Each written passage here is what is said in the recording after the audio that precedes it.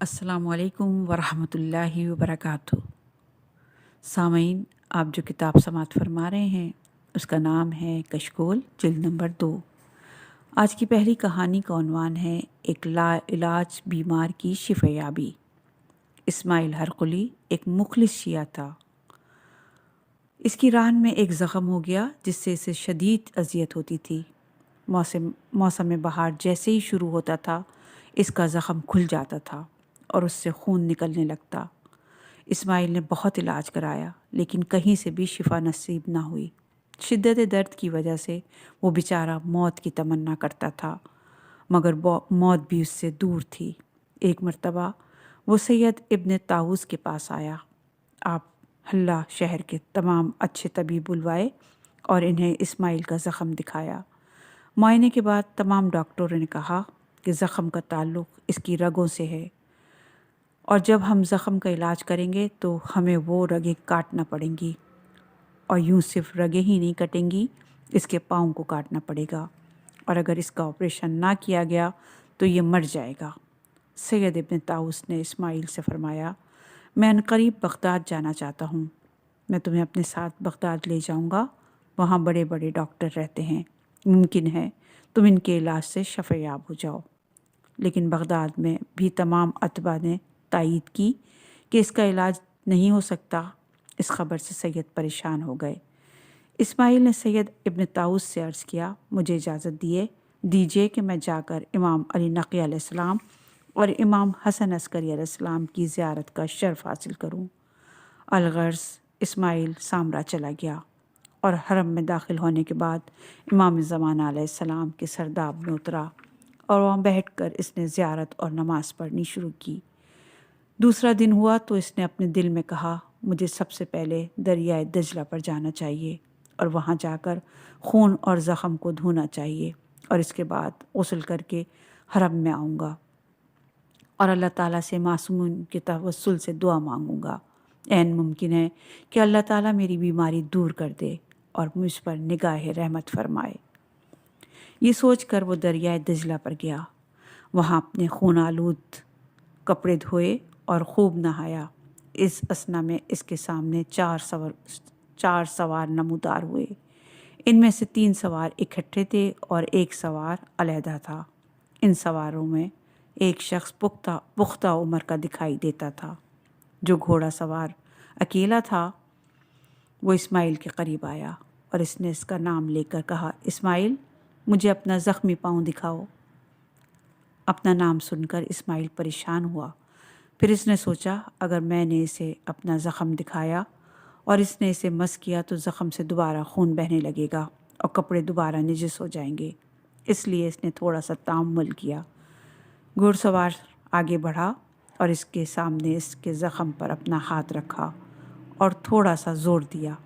पुख्ता उम्र के आदमी ने आवाज़ देकर कहा, इस्माइल, तुम कामयाब हो गए हो। इस्माइल ने कहा, खुदा तुम सबको कामयाबी अता फरमाए। फिर पुख्ता उम्र शख्स ने कहा, क्या तुम इस बुज़ुर्गवार को जानते हो? सुनो, ये तुम्हारे आका व मौला इमाम ज़माना अलैहिस्सलाम हैं। इस्माइल ने जैसे ही हज़रत का नाम सुना तो वो दीवानावार आपके कदमों का बोसा लेने के लिए हज़रत की तरफ दौड़ा। इमाम ज़माना अलैहिस्सलाम ने फरमाया, इस्माइल रुक जाओ। इस्माइल रुक गया लेकिन दिल को करार ना आया। फिर मौला के पीछे दौड़ने लगा। मौला ने इसे दोबारा वापस जाने का हुक्म दिया। वो रुक गया लेकिन फिर दिल के हाथों मजबूर होकर अपने आका व मौला की कदम बोसी के लिए दौड़ने लगा। तो इस पुख्ता उम्र बुज़ुर्ग ने इससे कहा, जिसे इसने हज़रत खिज़र समझा था, इसे मुखातिब करके फरमाया, इस्माइल, शर्म करो। जब तेरे इमाम ने तुझे लौट जाने के लिए कहा है तो तुझे इनकी अताअत करनी चाहिए। इस्माइल पर ऐसी गफलत तारी हो गई गोया वो नींद से उठा। इमाम अलैहिस्सलाम ने फरमाया, जब तू बगदाद जाएगा तो अब्बासी खलीफा तुझे कुछ रकम देगा। तू वो रकम कबूल ना करना और हमारे फ़र्जद सैयद इब्न ताऊस से कहना कि वो तेरे लिए अली बिन अवैस से सिफारिश करें। हम ख़ुद भी तेरे मुतालिक सिफारिश कर देंगे। यह हुक्म देने के बाद इमाम अलैहिस्सलाम इसकी निगाहों से गायब हो गए। इस्माइल को यूँ लगा जैसे इसने जागते में ख्वाब देखा हो। اس کے بعد اس نے اپنے پاؤں کو دیکھا تو اس میں کسی زخم کا کہیں نام و نشان تک نہ تھا۔ اسماعیل نے دل میں کہا ممکن ہے مجھے اشتباہ ہو رہا ہو، زخم دوسرے پاؤں میں ہو۔ اس نے دوسرے پاؤں کو بھی خوب دیکھا، اسے وہاں بھی کوئی زخم نہ دکھائی دیا۔ وہ خوشی خوشی اڑتا ہوا سامرا آیا۔ جب اہل سامرا اس واقعے سے واقف ہوئے تو انہوں نے اسے پر ہجوم کر لیا اور اس کے کپڑوں کو تبرک سمجھ کر کاٹنے لگے۔ اسماعیل سامرا سے فوراً بغداد آیا۔ اس کے آنے سے پہلے اہل بغداد کو اس واقعے کی خبر مل چکی تھی۔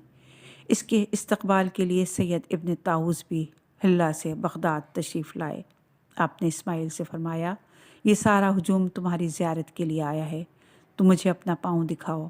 اسماعیل نے وہ جگہ دکھائی جہاں امام زمان علیہ السلام نے ہاتھ رکھا تھا۔ سید ابن طاووس فرط عقیدت سے بے ہوش ہو گئے۔ لوگ انہیں بڑی مشکل سے ہوش میں لائے۔ سید ابن طاووس اسماعیل کو ساتھ لے کر وزیر کے پاس آئے۔ وزیر نے کہا پہلے ہم ان تمام اتباع کو جمع کرتے ہیں جنہوں نے اس کے زخم کا مشاہدہ کیا تھا، اس کے بعد ہم آپ کی بات کی تصدیق کریں گے۔ الغرض تمام اتباع وزیر کے پاس آئے۔ سید ابن طاووس نے ان سے فرمایا کہ آپ حضرات نے کتنا عرصہ قبل اسماعیل کے زخم کا ملاحظہ کیا تھا؟ ڈاکٹر نے کہا یہ آج سے 10 دن پہلے کا واقعہ ہے۔ سید نے فرمایا اس کے زخم کی کیا حالت تھی؟ ڈاکٹر نے کہا اس کا زخم لا علاج تھا۔ سید نے فرمایا اگر بالفرض محال تمہاری دواؤں سے یہ صحت یاب ہو بھی جاتا تو صحت یابی کے لیے اسے کتنا عرصہ درکار ہوتا؟ ڈاکٹر نے کہا اگر بالفرض یہ ہماری دواؤں سے شفا یاب ہوتا بھی تو بھی اس کے لیے کم از کم 2 ماہ کا عرصہ ضرور لگ جاتا اور زخم کی جگہ پر کبھی بال نہ اگتے اور پھر پوری زندگی زخم کا نشان باقی رہتا۔ اس کے بعد اسماعیل نے انہیں اپنے دونوں پاؤں دکھائے جن پر زخم کا ہلکا سا نشان تک نہیں تھا۔ ان ڈاکٹروں میں ایک عیسائی ڈاکٹر بھی موجود تھا۔ اس نے یہ دیکھ کر کہا خدا کی قسم اسے عیسیٰ نے شفا دی ہے۔ سید ابن طاووس نے فرمایا اسے عیسیٰ نے نہیں بلکہ عیسیٰ کے مولا نے شفا دلائی ہے، اور عیسیٰ کے مولا وہ ہیں جن کی اقتداء میں عیسیٰ نماز پڑھیں گے۔ اسماعیل کی شفا یابی کی خبر خلیفہ تک پہنچی تو اس نے 1000 طلائی دینار اس کے پاس روانہ کیے، جسے اسماعیل نے قبول نہیں کیا۔ جب اس سے اس کی وجہ پوچھی گئی تو اس نے کہا جس آقا مولا نے مجھے شفا دلائی تھی اس نے مجھے خلیفہ کی رقم قبول کرنے سے منع کیا تھا۔ خلیفہ نے یہ سنا تو وہ بہت پریشان ہوا اور کہنے لگا معلوم ہوتا ہے کہ ہماری رقم امام کی نظر میں غیر مقبول ہے۔ امام علیہ السلام کی برکت سے کچھ دنوں بعد اسماعیل کو حکومت میں بڑا منصب مل گیا۔ اگلی کہانی حلال مشکلات۔ حضرت مقدس اردبیلی دور صفوی کے مشہور ترین علماء میں سے تھے۔ آپ اپنے زمانے کے سب سے زاہد انسان تھے۔ آپ کے دور میں زہد و تقویٰ کا کوئی ثانی نہ تھا۔ آپ کے ایک شاگرد کا بیان ہے میں صحن امیر المومنین کے ایک حجرے میں پڑھا کرتا تھا۔ رات کے وقت حضرت کے خدام آپ کے حرم کے تمام دروازے بند کر دیتے تھے اور چراغ گل کر دیتے تھے۔ ایک رات دروازے بند ہونے کے بعد میں اپنے کسی کام سے نکلا تو میں نے ایک شخص کو باب قبلہ سے صحن مبارک کی طرف آتے ہوئے دیکھا۔ میں خاموشی سے رک گیا تاکہ دیکھوں وہ کون ہے۔ میں نے جب انہیں دیکھا تو وہ میرے استاد محترم مقدس اردبیلی تھے۔ جب آپ صحن مبارک میں پہنچے تو آپ کے لیے دروازہ کھل گیا۔ آپ حرم میں داخل ہوئے۔ میں بھی خاموشی سے آپ کے پیچھے کچھ فاصلے رکھ کر چلتا رہا۔ مقدس اردبیلی رواق تک پہنچے اور انہوں نے دروازے پر ہاتھ مارا۔ دروازہ کھل گیا اور میرے استاد محترم اندر داخل ہوئے۔ میں بھی حیران و پریشان خاموشی سے ان کے پیچھے چلتا رہا۔ الغرض آپ کے لیے حرم اطہر کے یکے بعد دیگر تمام دروازے کھلتے گئے یہاں تک کہ آپ امیر المومنین کی قبر اطہر کے سامنے آ کر کھڑے ہوئے اور آپ نے بڑے دھیمے لہجے میں گفتگو شروع کی۔ میں چونکہ دور کھڑا تھا اس لیے میں ان کی گفتگو کو نہ سمجھ سکا۔ کچھ دیر بعد آپ حرم سے نکلے اور صحن میں آئے۔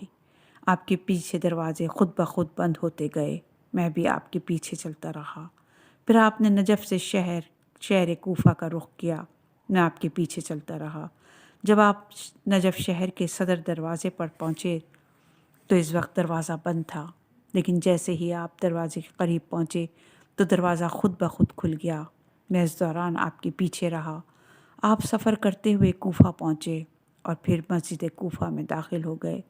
مسجد میں داخل ہو کر آپ محراب امیر المومنین پر گئے اور وہاں پہنچ کر آپ نے آہستہ آہستہ کسی سے باتیں شروع کر دیں۔ میں مسجد کوفہ میں ایک جگہ چھپا بیٹھا تھا۔ مجھے ان کے بولنے کی مدھم آواز سنائی دیتی تھی، لیکن مطلب سمجھ نہیں آتا تھا، اور جواب میں کسی کی آواز کانوں میں پڑتی تھی، لیکن اسے بھی میں سمجھ نہیں سکتا تھا۔ پھر کچھ دیر بعد مقدس اردبیلی مسجد کوفہ سے باہر آئے تو میں بھی ان کے پیچھے باہر آیا۔ کوفہ سے انہوں نے نجف کا راستہ لیا اور چل پڑے۔ میں بھی ان کے پیچھے چل پڑا۔ اچانک مجھے چھینک آئی۔ وہ رک گئے اور مجھ سے فرمایا، تم یہاں کیا کر رہے ہو؟ میں نے عرض کیا، میں صحن امیر المومنین سے مسلسل آپ کے پیچھے چل رہا ہوں۔ آپ احسان کریں، مجھے بتائیں کہ امیر المومنین علیہ السلام سے آپ کی کیا باتیں ہوئیں؟ پہلے تو انہوں نے کچھ بتانے سے انکار کر دیا، لیکن میرے شدید اصرار پر انہوں نے فرمایا، پہلے مجھ سے وعدہ کرو میری زندگی میں یہ بات کسی سے نہیں کہو گے۔ میں نے ان سے وعدہ کیا۔ اس کے بعد انہوں نے فرمایا، مجھے جب بھی کوئی مشکل درپیش ہوتی ہے میں امیر المومنین علیہ السلام کے حضور اپنی مشکل پیش کرتا ہوں اور آپ سے مشکل کے حل کرنے کی درخواست کرتا ہوں۔ آج رات بھی میں نے مولا سے ایک ایسی ہی مشکل کے حل کے لیے رابطہ کیا تو آپ نے فرمایا، ہر زمانے کا ایک امام ہوتا ہے اور لوگوں کے لیے ضروری ہے کہ وہ اپنے امام زمانہ سے رابطہ کریں۔ اس وقت تمہارے امام مہدی علیہ السلام ہیں۔ تم اپنی مشکلات کے حل کے لیے ان کی خدمت میں حاضری دو اور ان سے مشکل کشائی کی درخواست کرو۔ میں نے عرض کیا، آقا میں اس وقت انہیں کہاں تلاش کروں؟ امام علیہ السلام نے فرمایا، وہ اس وقت مسجد کوفہ میں موجود ہیں۔ اسی لیے میں مسجد کوفہ گیا اور میں نے امام زمانہ علیہ السلام کے حضور اپنی مشکل پیش کی۔ آپ نے اس کا حل بتایا۔ اس واقعے کی نقل کرنے سے ہمارا مقصد صرف یہ ہے کہ لوگوں کو چاہیے کہ مشکلات کے حل کے لیے امام زمانہ علیہ السلام کے حضور رجوع کریں اور ان سے اپنی انفرادی اور اجتماعی مشکلات حل کرائیں۔ اگلی کہانی، بابرکت درخت۔ علامہ مجلسی رحمۃ اللہ علیہ بہار الانوار میں رقم طراز ہیں کہ جب رسول اکرم صلی اللہ علیہ وآلہ وسلم نے مکہ سے ہجرت کی اور 2 صحابیوں کے ساتھ مدینے کی طرف روانہ ہوئے تو راستے میں ایک بدوی خاتون معبد کے خیمے کے قریب پہنچے۔ کیونکہ آپ کے پاس آذرقہ ختم ہو چکا تھا، اس لیے معبد نے سے فرمایا، کیا تمہارے پاس کھانے پینے کے لیے کچھ ہے؟ اس نے بڑی شرمندگی سے جواب دیا، ہمارے پاس کچھ بھیڑیں ہیں، لیکن میرے شوہر انہیں چرانے کے لیے باہر لے گیا ہے۔ اس وقت گھر میں ایک بیمار بھیڑ موجود ہے، وہ اسے بیمار سمجھ کر یہیں چھوڑ گیا ہے۔ حضرت صلی اللہ علیہ وآلہ وسلم نے فرمایا، کیا آپ ہمیں ان کا دودھ دھونے کی اجازت دیتی ہیں؟ عورت نے عرض کیا، آپ کو اس کا اختیار ہے، لیکن اس کے تھنوں سے آپ کو دودھ نہیں ملے گا۔ رسول اکرم صلی اللہ علیہ وآلہ وسلم اٹھے اور آپ نے اپنا دست مبارک بھیڑ پر پھیرا تو وہ اس کی بیماری دور ہو گئی اور اس کے تھنوں میں دودھ جمع ہو گیا۔ نبی اکرم صلی اللہ علیہ وآلہ وسلم نے اسے دھوا اور آپ نے اپنا برتن دودھ سے بھرا، جسے آپ نے اور آپ کے 2 ساتھیوں نے اور معبد نے مل کر پیا۔ معبد کے برتن بھی بھر دیے۔ پھر آپ نے کچھ دیر تک آرام فرمایا اور بیدار ہونے کے بعد آپ نے پانی طلب کیا اور وضو کر کے نماز پڑھی۔ اس خیمے کے قریب ایک کانٹے دار درخت تھا۔ آپ نے اس درخت کے پاس بیٹھ کر 3 بار کلی کی اور ناک میں پانی ڈالا اور فرمایا، عنقریب اس درخت کی بڑی شان ہوگی۔ معبد کے بھانجے کا بیان ہے، ہم نے اس سے قبل آج تک کسی کو وضو کرتے اور نماز پڑھتے ہوئے نہیں دیکھا تھا۔ رسول اکرم صلی اللہ علیہ وآلہ وسلم اور آپ کے ساتھی تو کچھ دیر بعد وہاں سے چلے گئے۔ دوسرے دن درخت بڑا ہو گیا اور سرسبز ہو گیا اور اس پر ٹہنیاں اور پتے لگ گئے اور وہ آلو کے برابر پھل دینے لگا۔ اس کا پھل شہد سے زیادہ لذیذ اور مشک و عنبر سے زیادہ خوشبودار ہوتا تھا۔ جو بھی بیمار انسان اور حیوان اسے کھاتا وہ شفا یاب ہو جاتا تھا، اور جس جانور کا دودھ کم ہوتا تو اسے اس کا پھل دیا جاتا تو جانور دودھ زیادہ دینے لگتا۔ عرب قبائل جب وہاں سے گزرتے تو وہ شفا طلبی کے لیے اس کے پتے اپنے ساتھ لے جاتے تھے۔ اس درخت کی برکت سے بابت کے مادی اور معاشی حالات بھی بہتر ہو گئے۔ 10 دن تک وہ درخت مسلسل پھل دیتا رہا۔ اس کے بعد ہم نے دیکھا کہ اس کی حالت بدل چکی ہے، اس کے پھل ختم ہو گئے ہیں اور پتے مرجھا گئے ہیں۔ چند دن بعد ہمیں معلوم ہوا کہ رسول خدا صلی اللہ علیہ وآلہ وسلم کی وفات ہو گئی ہے۔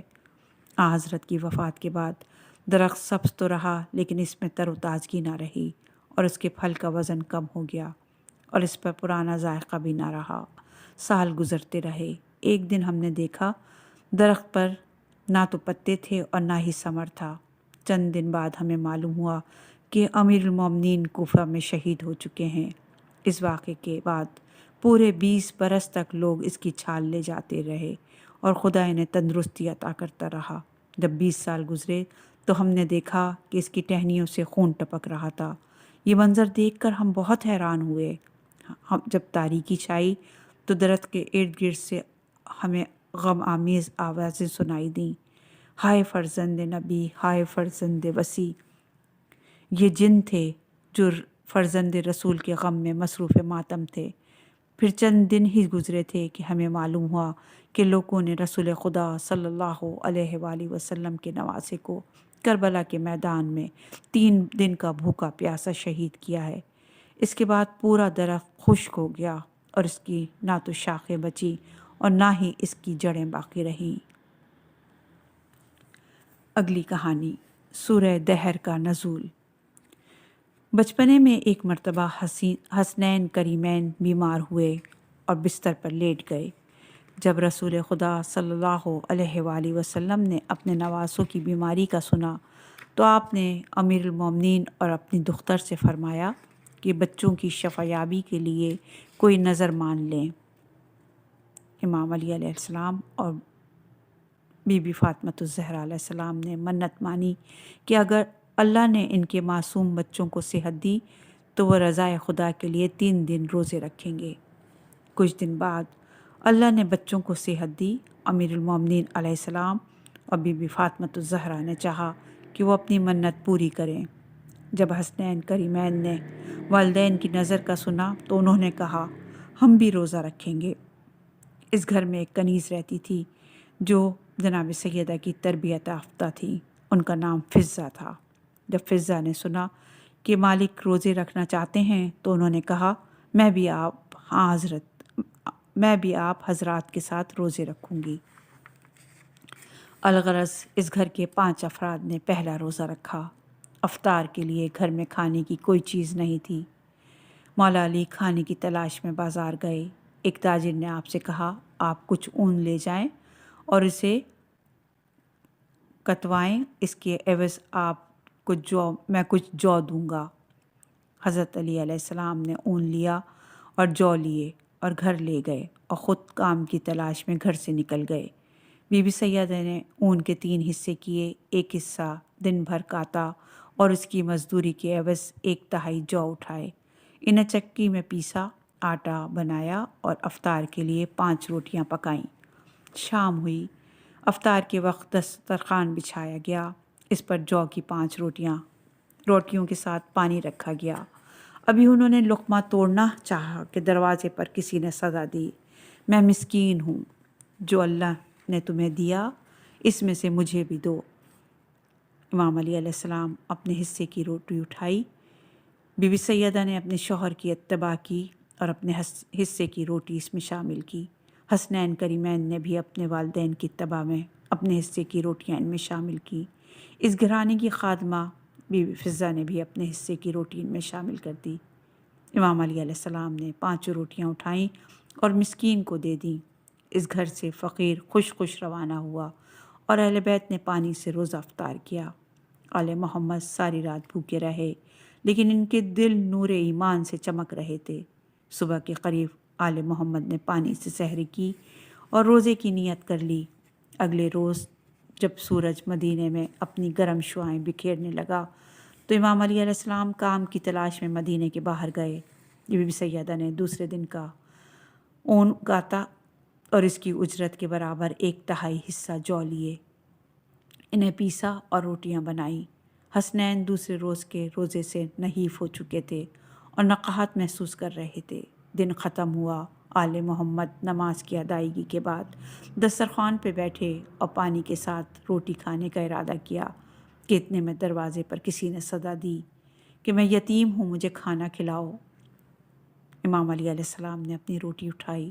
باقی اہل بیت یعنی فاطمہ اور حسنین نے بھی اپنے والد کی اتباع کی اور بی بی فضہ نے اپنی روٹی ان کے ساتھ شامل فرمائی۔ امام علی علیہ السلام نے 5 روٹیاں اٹھا کر یتیم کو دے دیں اور آل محمد نے آج دوسری بار بھی پانی سے روزہ افطار کیا اور اپنے بستروں پر چلے گئے جبکہ وہ بھوکے تھے۔ سحری میں پانی کے علاوہ ان کے دسترخوان پر کچھ نہ تھا۔ انہوں نے اللہ کی حمد کی، اس نے انہیں صحت اور عافیت کی نعمت عطا کی اور شکر ادا کیا کہ اس نے انہیں نظر ادا کرنے کی توفیق دی۔ اس دن بی بی سیدہ نے باقی اون کاتا اور افطار کے لیے نان جو کی 5 روٹیاں بنائیں۔ گھر میں روٹی کی خوشبو پھیل گئی۔ اس گھر میں جس کے رہنے والوں نے اللہ کی رضا کے لیے 3 دن سے کھانا چکھا نہیں تھا۔ حسنین اپنے چھوٹے چھوٹے ہاتھوں سے اپنی والدہ گرامی کے ہاتھ بٹا رہے تھے۔ حالانکہ بہادر افراد بھی 3 دن کی بھوک برداشت نہیں کر سکتے، لیکن تعجب کا مقام تھا کہ یہ چھوٹے چھوٹے بچے اسے برداشت کر رہے تھے۔ غروب آفتاب کے وقت گھر کے لوگ اپنے دسترخوان کے اطراف بیٹھے تاکہ 3 دن کی بھوک کے بعد روٹی سے افطار کریں کہ دروازے پر دستک ہوئی۔ کسی نے کہا، میں قیدی ہوں، بھوک سے بلک رہا ہوں۔ امیر المومنین نے اس پر رحم کھایا، اس کو اپنی روٹی دے دی۔ بی بی فاطمہ، حسنین اور فضہ نے بھی آپ کی پیروی کی۔ قیدی خوش واپس ہوا اور گھر کے لوگ بھوکے رہ گئے۔ اسی اثنا میں جبرائیل امین رسول اللہ پر یہ آیت لے کر نازل ہوئے جس میں اللہ نے فرمایا، سورہ دہر کی آیت نمبر 8، ترجمہ: اور وہ کھانے کی طلب کی باوجود اللہ کی محبت میں مسکین، یتیم اور اسیر کو کھانا کھلاتے ہیں۔ اور اہل بیت کی حالت رسول اللہ کو خبر دی جبرائیل علیہ السلام نے۔ رسول اللہ صلی اللہ علیہ وآلہ وسلم امیر المومنین کے گھر تشریف لائے۔ آپ نے دیکھا آپ کی بیٹی اور نواسوں کے چہرے زرد تھے، لیکن ان کے دل ایمان سے لبریز تھے اور ہونٹوں پر مسکراہٹ تھی۔ آپ نے یہ آیات انہیں پڑھ کر سنائی۔ جبرائیل امین آسمان سے کھانا لائے جس کی خوشبو پورے ہفتے تک گھر میں باقی رہی۔ اگلی کہانی، محبت اہل بیت کا فائدہ۔ امیش ایک مشہور محدث اور مفسر تھے۔ وہ بیان کرتے ہیں کہ میں دوران سفر ایک صحرا سے گزر رہا تھا۔ وہاں میں نے ایک نابینا کو دیکھا جو ہاتھ بلند کر کے خدا سے عرض کر رہا تھا، پروردگار، تجھے وسیع قبا اور شجرہ مبارکہ اور اس کے لذیذ پھل کا واسطہ مجھے میری بینائی لوٹا دے۔ میں آگے بڑھا، میں نے اس سے پوچھا، وسیع قبا، شجر مبارکہ اور اس کے لذیذ پھل سے تمہاری کیا مراد ہے؟ عرابی نے کہا، وسیع قبے سے مراد رسول خدا صلی اللہ علیہ وآلہ وسلم کی ذات ہے اور شجر مبارکہ سے مراد بی بی سیدۃ الزہرا ہیں اور لذیذ پھل سے مراد حسنین کریمین ہیں۔ امیش کہتے ہیں، میں اس کی بیچارگی پر رویا اور افسوس کیا، اسے 2 درہم دیے اور وہاں سے چلا آیا۔ کچھ عرصے بعد میں وہاں سے گزرا تو وہ عرابی بینا ہو چکا تھا۔ میں نے اس سے اس کی بینائی کا سبب پوچھا تو اس نے کہا، مجھے آل محمد نے شفا دلائی ہے۔ ایک دن میں سر راہ بیٹھا تھا اور رو رو کر خدا سے دعائیں مانگ رہا تھا کہ غیب سے ایک صدا آئی کہ تو محبت علی میں سچا ہے، تو اپنی آنکھیں بند کر کے کھول۔ میں نے آنکھیں بند کیں۔ جب چند لمحات کے بعد میں نے آنکھیں کھولیں تو میری بینائی لوٹ آئی۔ میں ہر چیز دیکھنے کے قابل تھا۔ آواز دینے والا مجھے کہیں دکھائی نہیں دیا۔ میں نے آواز دے کر کہا، میری مدد کرنے والے، تجھے خدا کا واسطہ دے کر میں کہتا ہوں، مجھے اپنا تعارف کرا۔ مجھے آواز سنائی دی، میں خضر ہوں، تجھے معلوم ہونا چاہیے کہ علی کی محبت دنیا اور آخرت میں نجات کا باعث ہے۔ اگلی کہانی، آسمانی بجلی۔ امام حسین علیہ السلام اور آپ کے ساتھیوں کی شہادت کے بعد ظالموں نے ان کے سر کاٹ کر نیزوں پر چڑھائے اور کوفے سے شام تک ان کی تشہیر کی۔ آل محمد صلی اللہ علیہ وآلہ وسلم کے قیدیوں کا قافلہ جب شام کے صدر دروازے کے پاس پہنچا تو 5 دشمن اہل بیت، 5 دشمن آل محمد عورتیں کوٹھڑی کی چھت پر کھڑی تھیں۔ انہوں نے اہل لشکر سے پوچھا کہ ان میں حسین بن علی کا سر کون سا ہے؟ ایک ظالم نے اشارے سے بتایا، یہ حسین کا سر ہے۔ ان عورتوں نے پتھر اٹھائے اور سر حسین پر مارے۔ بی بی زینب علیہ السلام نے جب یہ ظلم دیکھا تو آپ نے آسمان کی طرف سر بلند کر کے کہا، پروردگار، دوزخ کی آگ سے قبل انہیں آگ سے جلا دے اور ان کے مکان کو گرا دے۔ اس وقت آسمان سے بجلی گری اور وہ مکان گر پڑا جس میں وہ 5 خبیث عورتیں بھی ہلاک ہو گئیں۔